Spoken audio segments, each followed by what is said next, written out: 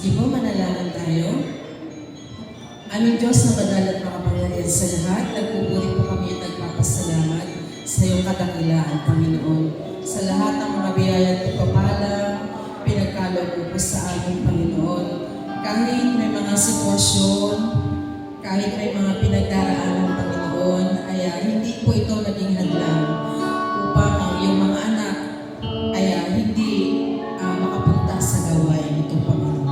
Maraming salamat po sa buhay ng bawat isa na kahit may mga challenges, Panginoon, patuloy na nakakatayo. Salamat dahil may isang napakalaking Diyos kami na kinakapitan at ikaw yung Panginoon. Maraming salamat po, Panginoon, sa walang kondisyon mong pag-ibig, pagmamahal at paggabay sa bawat isa. Maraming salamat po.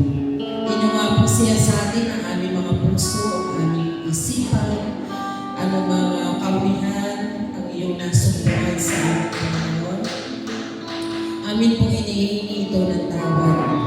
Lord, sa lahat po ng mga nasambit namin na hindi ka ibig-ibig sa iyong pandinig, patawad po, Panginoon.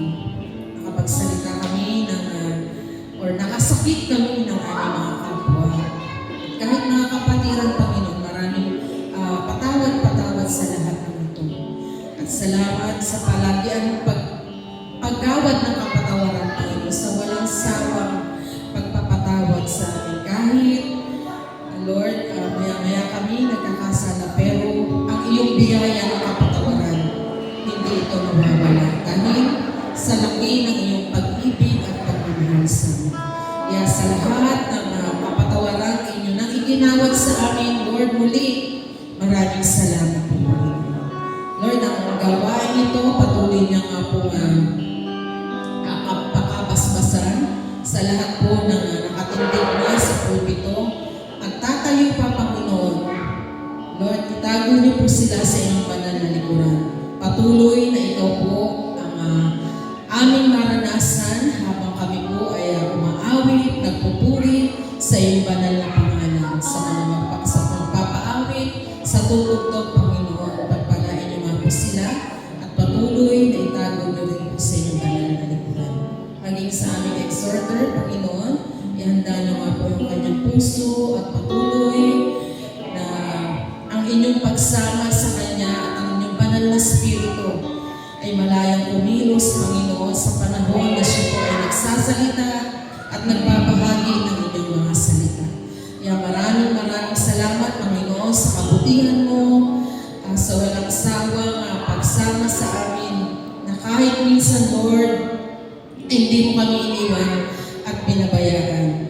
Lord, sa apat na sulok ng lugar na ito, Panginoon, i-cover mo nga po ito ang inyong banal na dugo, ang loob at labas ng panagbahan ito. Inyo nga po silihan nito upang walang makapaminsalan anumang ang gawa ng kaaway sa pangalan ni Jesus, sa pangalan ni Jesus. Sa lahat-lahat ng ito, Panginoon, maraming salamat po, Panginoon.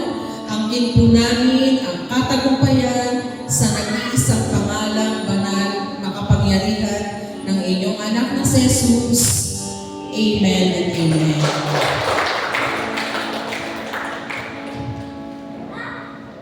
Magandang gabi po sa bawat isa. Yes, Lord. Amen. Tunay po natapat po ang ating Panginoon Diyos. Yan. Kanina afternoon, nag-Facebook ako. Tapos napadpad ako dun sa reels ni Tony Gonzaga at saka ni Piolo Pascual. Yan. Sabi doon ni Piolo, remember Tony nung parang yung movie nila ng Starting Over Again? Napagkwentuhan daw nila yung testimony ni Manny Pacquiao. Actually, hindi ko pa rin po napakinggan yung testimony ni Manny Pacquiao. Pero yun yung conversation nila. Tapos sabi ni Piolo Pascual, yeah, that's the time na nasa peak ako ng career ko. Tapos sabi ni Piolo, and I am empty. Biruin mo no, napakasikat na artista, pero that time, he feels empty, parang, oo, sikat ako, pero empty ako. And sabi niya doon sa interview, that's when I became a Christian at age 25. Because God filled me in. Amen. Yan, bilang tao, talagang we are trying to look for everything or everywhere, pero wala naman talagang makakapagpasapat sa bawat isa sa atin. Because the truth is, it's only Jesus who can satisfy us. Amen? Yan, sabihin na natin, ikaw lang talaga, Lord. Amen. Yan, so let's give back all the glory, honor, and praise to Him alone sa nag-iisang Diyos na lahat sa atin. At as we sing this song, narinig natin sa mga, ikaw ang lahat sa akin. Yes.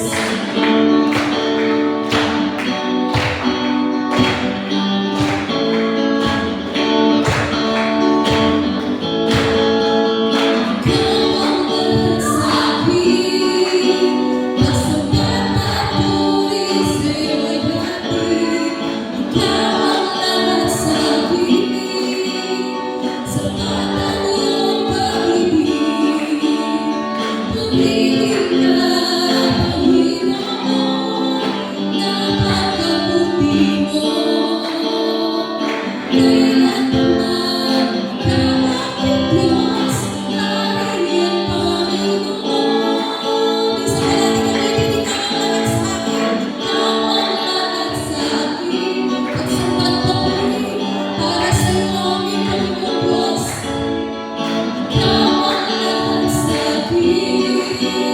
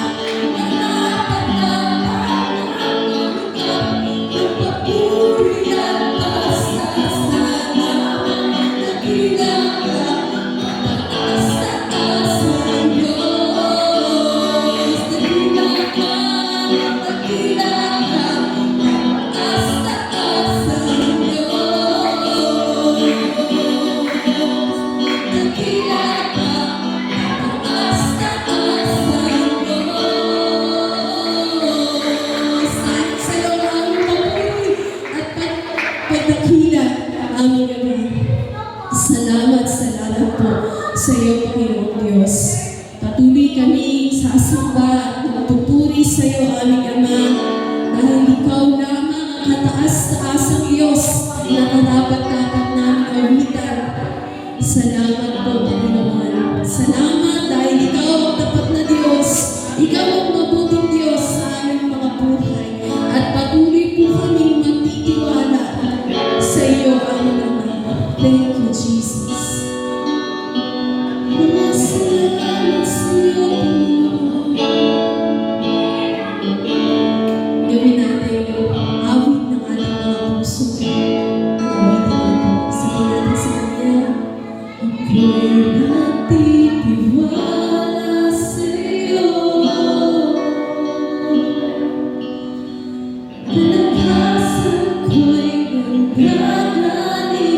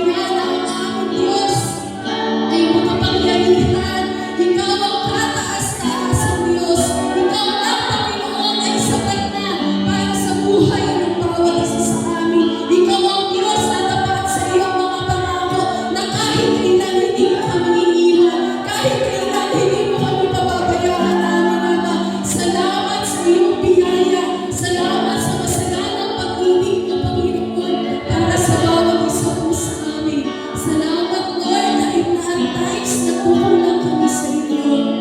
Kahit na at times, Lord, nandoon yung katigasan ng aming mga ulo. Pero salamat, Lord, lagi mo pa rin kami tinatapit. Salamat, Panginoon, sa iyong mga salita na aming nagiging sandigan, Panginoong Diyos, na patuloy na nagpapaalala sa amin na nagbibigaw na kami ng landas namin. Salamat, Lord, sa iyong mga pangungusap sa bawat isa po sa amin, na kahit kailan, Panginoon Diyos, hindi mo hahayaan na mapahamak ang iyong mga anak. Salamat sa iyo, Panginoon, dahil ikaw, Lord, ang palaging gumagabay, nag-iingat, nagmamahal sa bawat isa po sa amin. Maraming salamat po, Lord. Thank you, Lord, for your love. Thank you for your mercy. Thank you for your grace, Lord, that every day ng buhay namin ay palagi po namin nararanasan.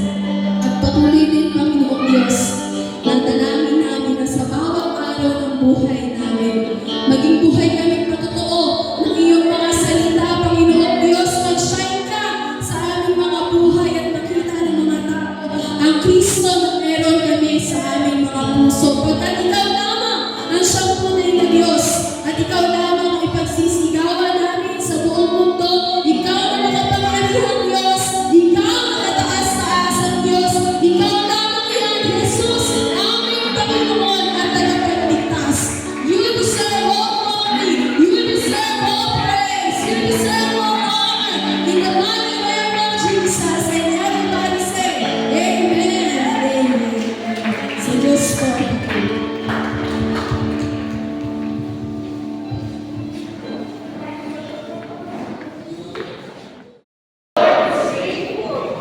Yes, indeed, the Lord is faithful. Napakaganda ng mga awitin na sinasabi na kahit anumang panahon, kahit anumang sitwasyon. Yan, kanino daw po yung ating tiwala? Sa ating Panginoon.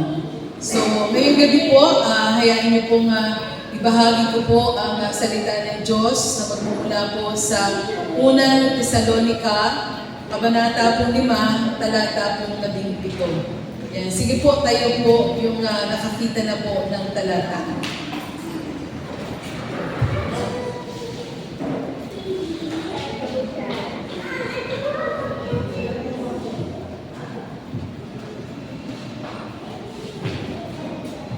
Kunwari daw po, Bible quiz. Yan. Basahin ko muna ng lahat ng mga English version. Sige po, go. 1 Thessalonians chapter 5, verse 17. Go. Okay, sa lahat naman po na may mga Tagalog version, go.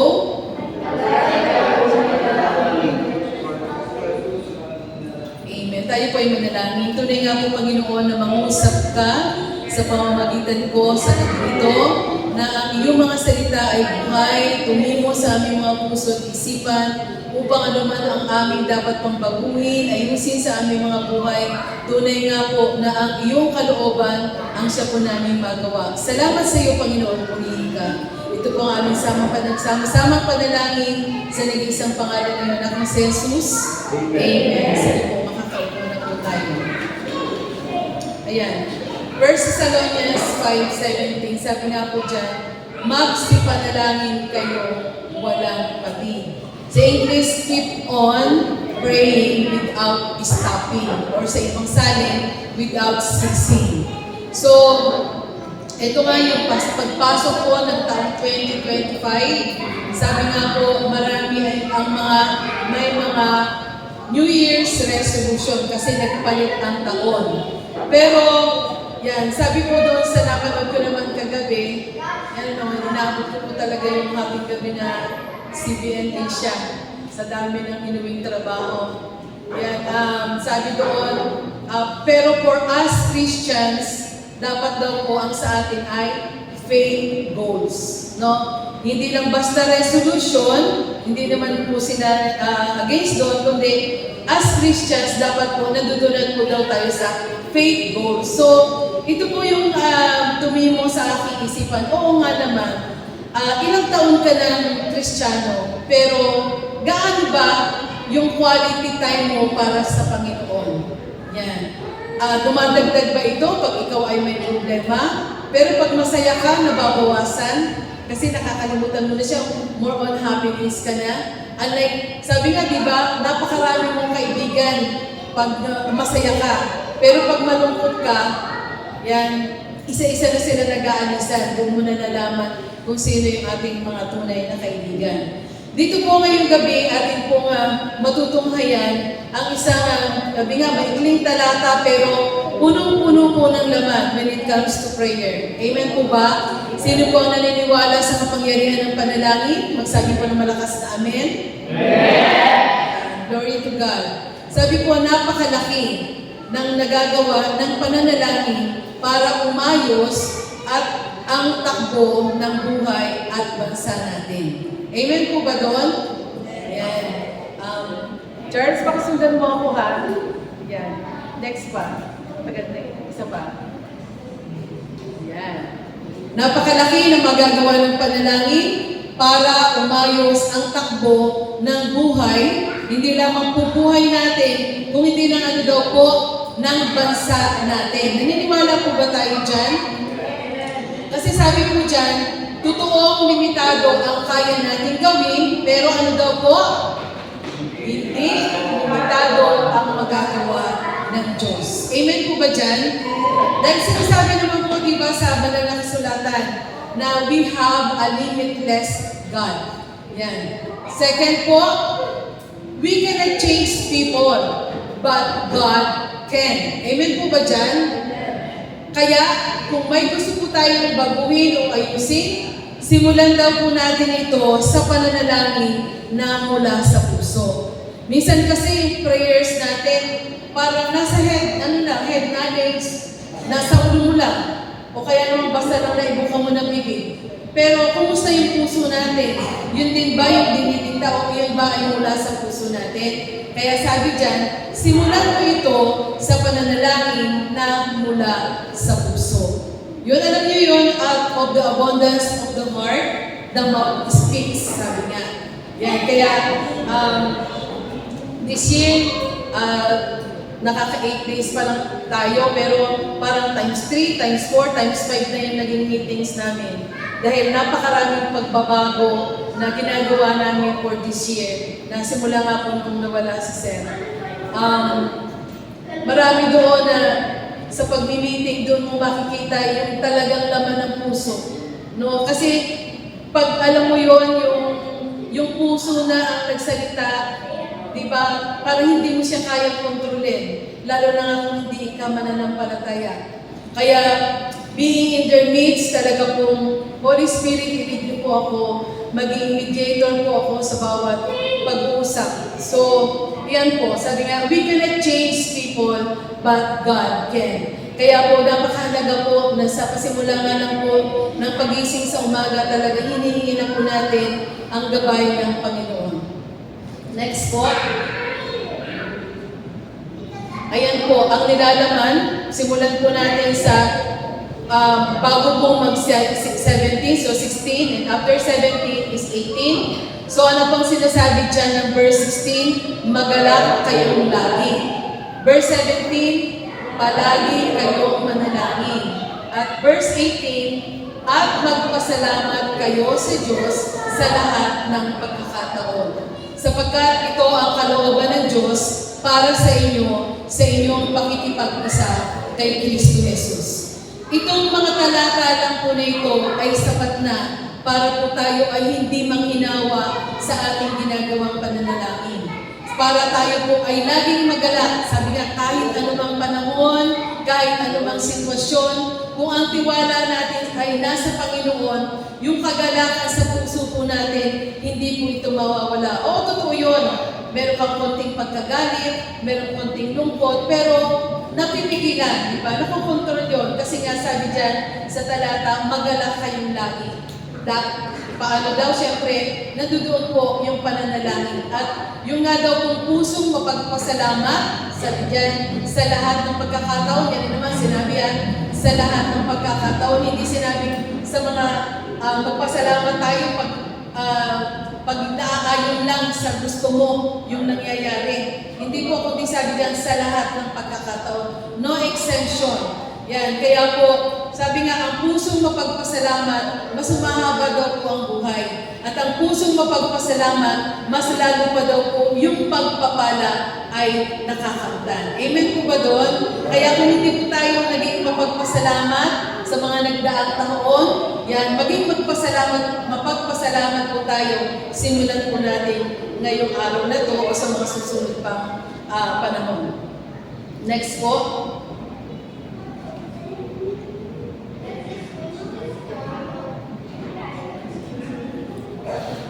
Next, Charles. Ayan, ito daw po yung mga sagot sa ating panalangin. Alam naman po natin, di ba, na meron at merong sagot ang Panginoon. Ano sabi niya muna? Yes. Sunod? No. At wait. Ayan. Pero, meron pang dagdag. Sabi ko nga, ayan, di ba, minsan naiisip mo na dahil nagtitiwala ka sa Panginoon, alam mo na, ang Diyos ay merong better plan para sa iyo. Amen po ba doon? So, wala sa 1 Thessalonians 5 nga na yan, 16 to 18, mapapaisip ka na, oo nga naman, bakit ko kinakailangang malungkot kung no ang sagot sa akin or wait? Yan. Di ba dapat nandoon yung pusong mapagpasalamat natin na kahit anuman yung sagot sa atin, kasi nasa sa atin naman yun di ba? Kung paano po natin siya i-handle. At ito po yung pang-apat, ito po yung lagi kong tinatandaan sa puso ko na if ever na no and wait, yan, iniisip ko na God has a better plan for me. Sige, sabihin nga po natin sa ating sarili, God has a better plan for me. So, dapat talaga pong i-verbalize po natin yun. Nang sa gayon, sabi niya, naririnig po ito ng kaaway. Ako yun yung lagi kong ina-exercise Pag negative na yung dumarating na sitwasyon at feeling ko negative na rin yung iisipin ko, negative na rin yung sasabihin ko, kinakagat ko talaga yung dila ko dahil ayoko marinig ng kaaway. Pero pag mga positive, mga words of affirmation, kahit napagod ka, talagang sasabihin mo to. Nang sa gayon, marinig ng kaaway na despite na merong nangyayari sa sarili mo, sa kalooban mo, nagtitiwala ka pa rin sa Panginoon. Amen? I know that God has a better plan for me.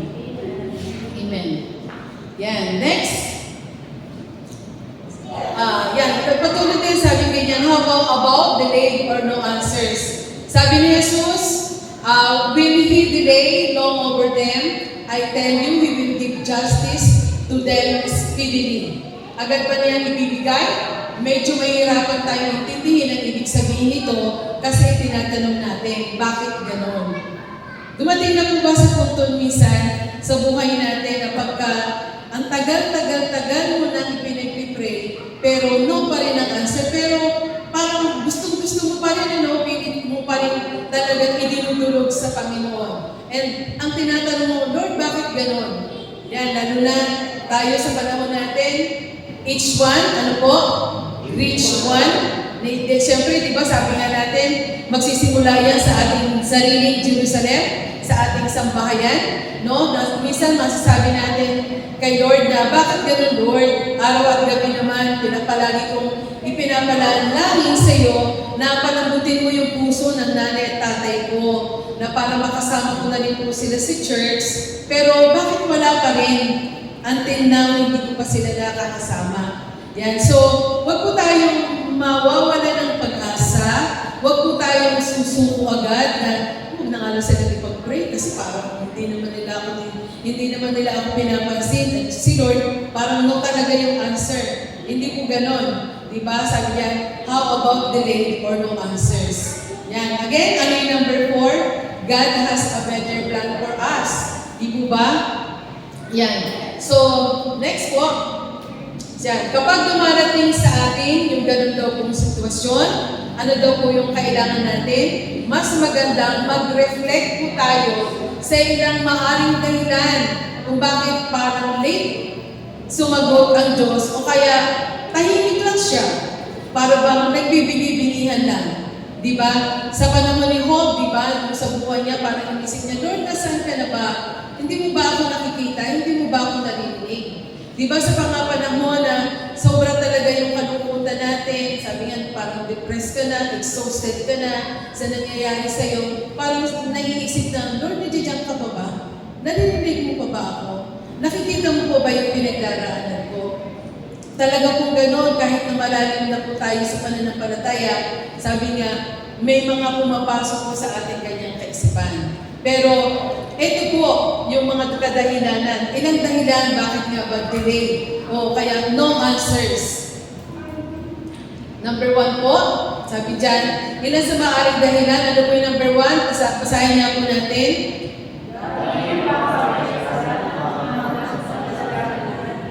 Yan. Kung iniingatan ko ang kasamaan sa aking puso, ang Panginoon ay hindi makikinig. Hango po yan sa mga awit 66 verse 18. Alam po natin yun, di ba, yung mga unang preachings pa lang noon. Yan, natatandaan ko to nung nandun pa lang yung church sa may garahe namin. Sabi nga, yung panalangin daw po natin, yung kasalanan daw po natin, yun yung humahad lang sa mga prayer. Sabi, hanggang bubong lang daw, hanggang kisame lang hindi nakakarating sa ating Panginoon. Dahil nga sa mga kasalanan na gagawa natin. Alam niyo po, sa sarili natin, alam natin kung tama o mali, kung kasalanan o hindi yung nagawa natin. At hindi lang po tayo ang nakakaalam yan, makakapagsinungaling po tayo sa mga leaders natin, makakapagsinungaling po tayo sa mga small group natin, pero hindi sa Diyos. Tapos magtatanong ka, bakit ganun? Yan. Una po yan, kasalanan. Pangalawa, mas pakibasa po.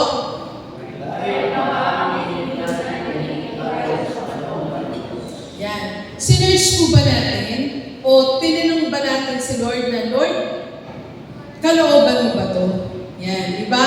Minsan kasi talaga hindi yung kalooban ni Lord ang ipinapanalangin natin, kundi yung pansarili natin kagustuhan. Amen po ba doon? Meron po ba sa inyong gano'n na maisip ko bigla, Lord, baka kaya hindi mo pa ako sinasagot kasi hindi po ito yung kalooban mo. Sarili gusto ko lang to, hindi po ito mula sa iyo. Yan. Next po. Number 3, go.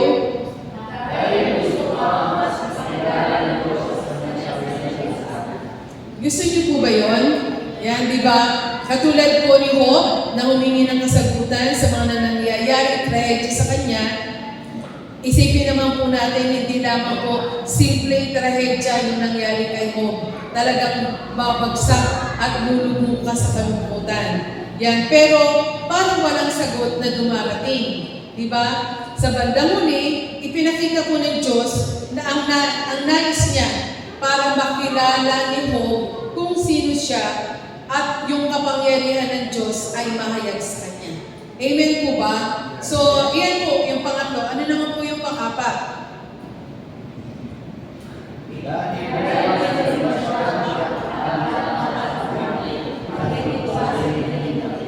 Yan, dun po papasok yung number 4 na sinabi ko kanina na God has a better plan for you. No?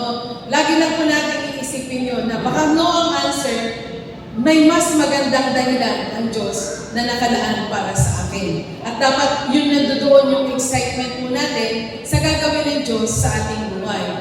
And lastly, next po.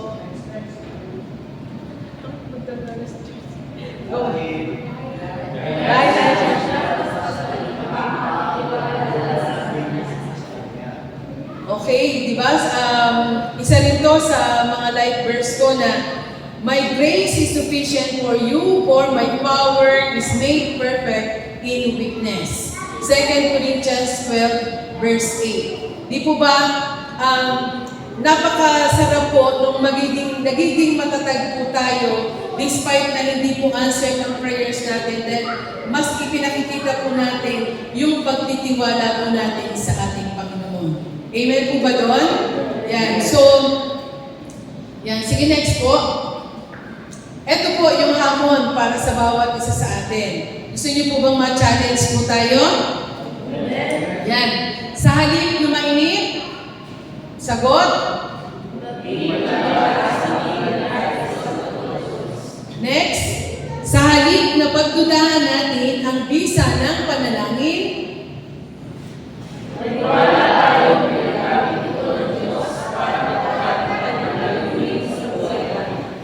next po. Yan. Sa halip na magduda sa Diyos,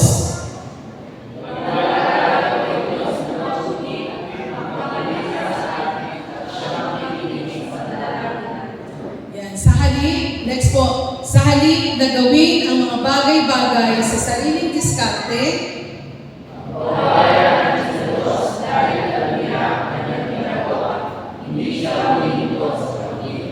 amen po ba doon?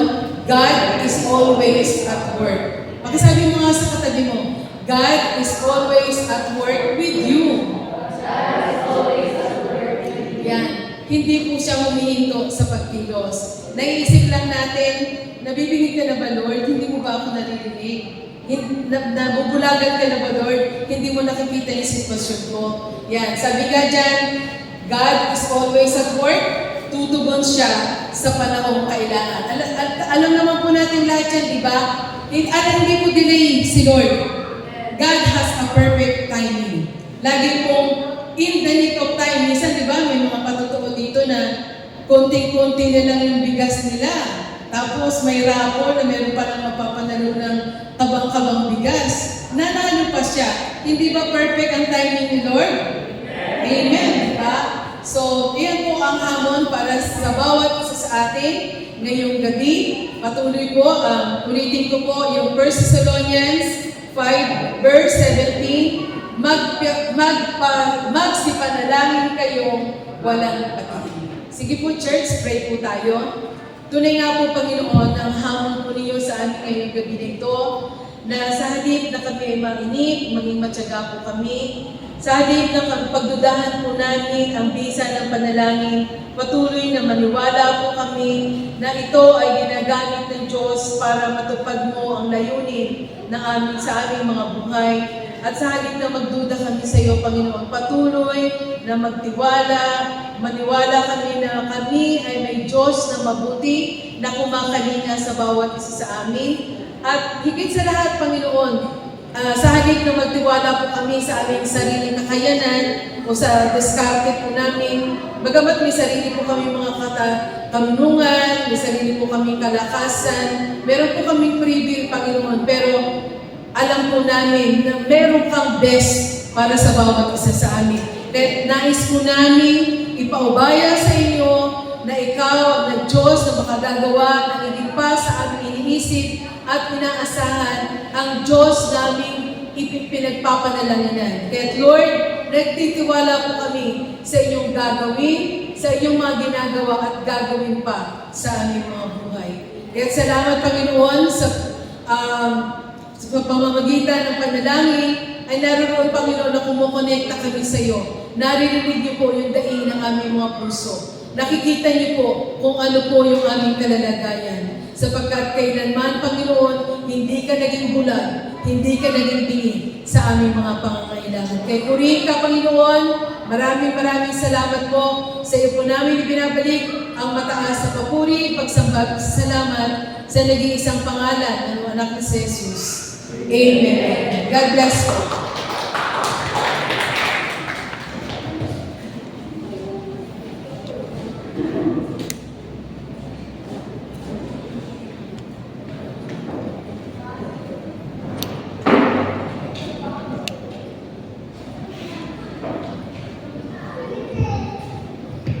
Sa galing ito po, tayo ay naghihiling. Sabi po sa banal ng kasulatan sa Mateo, chapter 21, verse 22, anumang hingin ninyo sa panalangin ay tatanggapin ninyo kung naniniwala kayo. Amen po ba?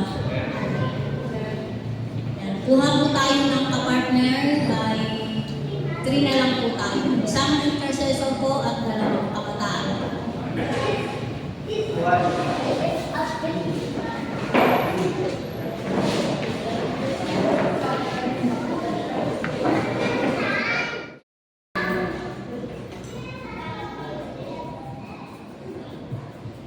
Yan, okay na po ang lahat.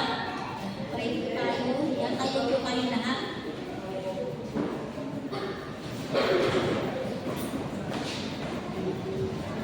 Sige po tayo ang pasalamat namin Diyos na nakapangyarihan sa lahat. Patuloy na pinupuri, pinapasalamatan na namin sa galing ito ng masang Panginoon.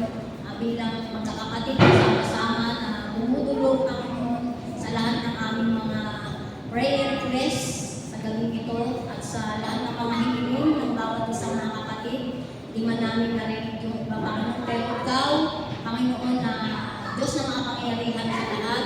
Alam mo po, Panginoon, yung lumabas, Panginoon, sa aming mga bibig, Panginoon. Alam mo po ang lahat ng aming mga kahilingan. Kaya sa gabi ito, Panginoon, alam po namin kanina pa lang, Panginoon, meron ka namin pagtugon sa buhay ng bawat isa. Kaya nga po, Panginoon, ang aming mga narinig na banal ng salita, Panginoon, sa aming pong pakinggan kanina sa aming exhorter, Panginoon, Lord. Salamat dahil sa pagtugon mo, meron kang meron kang hindi, at meron kang maghintay, at meron higit na mas plano ka sa buhay ng bawat sa amin. Kaya ngayon pa lang, Panginoon, kami po ay naniniwala, nagtitiwala, Panginoon, na may gagawin ka sa buhay ng bawat isa, Panginoon. Kaya sa mga oras na to, ikaw lang ang mabigyan namin ng kapulihan, na pasalamatan sa aming mga buhay, Panginoon.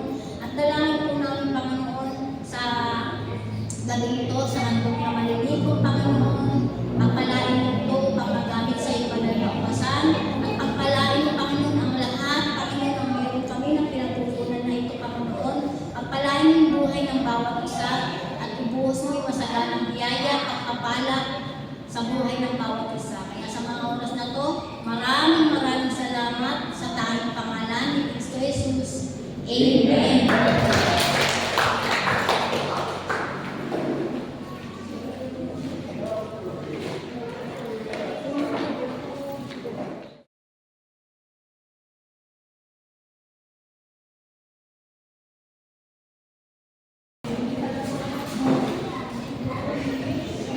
Yan, bigyan po natin ng papuring palakpasan para po sa kapatid ng ating po sa gabi po na ito. Yan. Para po sa ating pong mga announcements, yung ating pong praise and worship team, practice po natin. Ano po tayo tayo ng GC? May gawain po, ano po ba yung sa mission? This Saturday, yan. So, back to na po tayo, mission this coming Saturday para po sa ating mission team. Yan. At nagpapatuloy rin po yung ating outreach program sa Lower Nangke po na 9 o'clock. So, sa lahat po ng mga available ay mag-join po tayo para po sa ating mission at saka sa ating po mga outreach program. And this coming Sunday, back na rin po yung ating middle-size group. Yan. And katulad po na nabanggit kanina, tayo po ay mag-imbita. Ang ating pong goal ay each one reach one. Baka sabi mo nga sa katabi mo, magdala ka ng isa sa iyo. Yan. And let's start sa ating pong mga Jerusalem, sa ating pong mga kapamilya. Amen po ba doon, church? Amen. So, to keep us updated po, lagi po tayo magtingin po ng ating pong mga group chat sa ating pong kanya-kanyang mga ministry at itindihin po natin yung mga sinesend po ng ating pong mga leaders. Yan naman po, ay tayo na po tayong lahat para po sa closing prayer and benediction po ng ating pong pastor.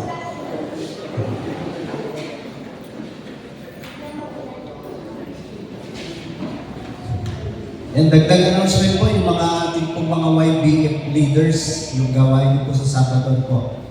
6 o'clock na nandun po tayo sa may pader. Yun po ang ating pong hintayan.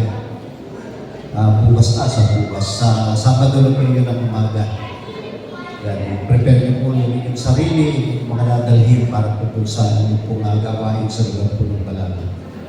Sige po, tayo po manalangin. Ang maraming Diyos na makapangyarihan sa lahat. Doon nga po, Panginoon, nagpupuri rin papasalamat po kami sa tagumpay ng aming po ginawang pananambahan ngayong gabi po na ito. Salamat sa iyong presensya na patuloy pong pinagkakalot sa bawat isa po sa amin. Lalo tigit po, Panginoon, sa kabuuan po ng iglesia po ng Great Commandment Christian Church. Dalangin din po namin po, Panginoon, na patuloy kaming samahan, patuloy kaming pagkalugad po, Panginoon, ng kasabikan sa mga ganitong gawain tuwing araw po ng Miyerkules, lalo tigit po, Panginoon, sa tuwing araw po ng Linggo at sa darating po Linggo po, Panginoon, at ano po yung amin pong patuloy na pagbibigay po ng aming pong mga reporting po, Panginoon, sa aming pong kongregasyon at nawa dalangin po namin na marami po mga miyembro ng Iglesia ng Great Commandment Christian Church ang makadalo po, Panginoon, sa aming pong sama-samang pagpupuri at pagsamba po, Panginoon, sa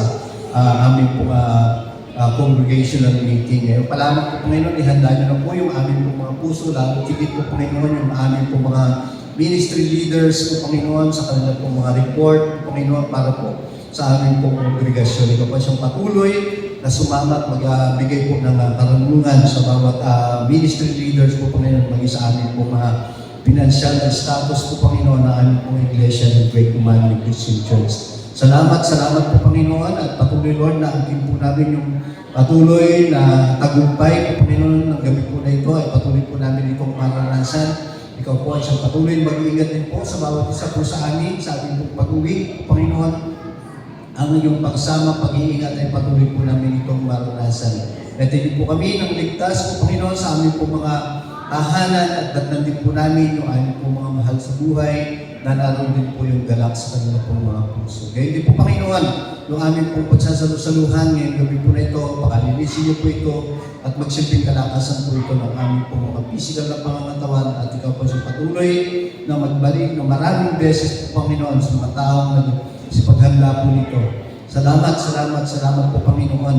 Nawa itaglayin ng bawat isa ay mga biyaya at pagpapala na nanggagaling sa ating Diyos Ama, ang pag-ibig na nanggagaling sa ating Diyos Anak, ang pagsama ng Santong Espiritu ay patuloy po natin itong mararanasan ngayon at magpakailanman. Amen. God bless.